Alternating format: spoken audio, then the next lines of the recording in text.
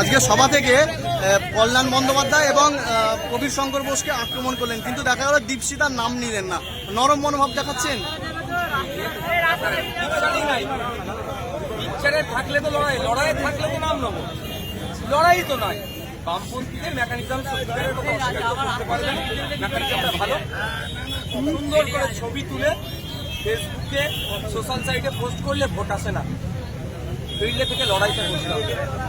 2019 সালে এখানে প্রার্থী দিয়েছিল, ভোট পাওয়ার পর থেকে সিপিএমের কি ভূমিকা ছিল এই মুন্সিরহাট বাজারে অত্যাচারিত মানুষের পাশে মুন্সিরহাটের মানুষের করতে হবে। ভোট হবে না, ফিল্ডে নাই, পিকচারে না, ওইখানে নাম কল্যাণবাবু আর কবিশঙ্কর বাবু প্রাক্তন সচিব জামাই, তারা এই বিজেমূলকে হারাতে হবে।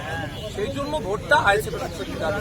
অনেক বামপন্থী বন্ধুরা যারা সচেতন বামপন্থী, যারা প্রকৃত অর্থে বামপন্থী, বামপন্থার মধ্যে যারা ধান্দাপন্থা তাদের কথা আমি বলবো না, যারা প্রকৃত বামপন্থায় বিশ্বাসী, তারাও এবারে নির্বাচনে শ্রীরামপুর লোকসভাতে আইএসএফের পক্ষে ভোট দেবে, এই বিজেমূলকে পরাস্ত করা।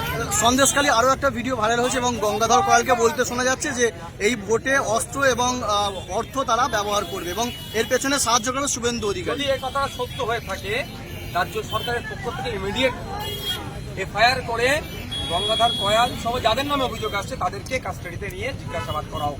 আমরা চাইবো না এই ভোটে কোনো অশান্তি হোক, সে শুভেন্দু অধিকারীর মাধ্যমে হোক আর মমতা ব্যানার্জির মাধ্যমে হোক। কারণ লোকসভা আর বিধানসভা নির্বাচনে একটা ভয়েস না লোকসভাতে খেয়াল করছে না। মমতা ব্যানার্জি বলেছিল নাকি ওটা মমতা ব্যানার্জির ভয়েস ছিল, যে কোনো বলেছিল পুঁতে দে, এই ধরনের একটা কথা বলেছে। তারাও যেমন আমরা বিরোধিতা করি, এক্ষেত্রে যদি